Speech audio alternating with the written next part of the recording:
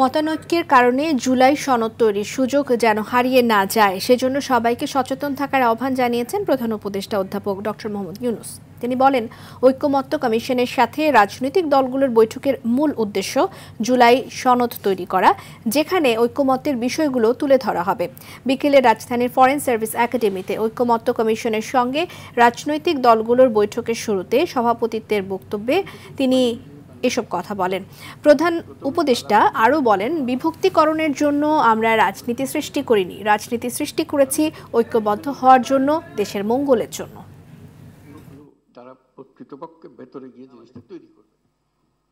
আমি শুধু এই সুযোগ যেন আমরা হারিয়ে না ফেলি। যেটুকু তফাৎ ছিল, দূরত্ব ছিল, সেই দূরত্বকে গুছিয়ে এনে যাতে আমাদের জুলাই সনদে বর্তমানে যতগুলো ঐক্যমতের বিষয় আছে তার মধ্যে যে আরো কিছু যোগ করতে পারে, দেখতে সুন্দর লাগবে, জাতীয় একটা সনদ হলো। আমরা তো এরকম বিভক্তিকরণের প্রক্রিয়ার মধ্যে রাজনীতি সৃষ্টি করিনি, আমরা সৃষ্টি করছি ঐক্যবদ্ধ হওয়ার জন্য, দেশের উন্নতির জন্য, দেশের মঙ্গলের জন্য।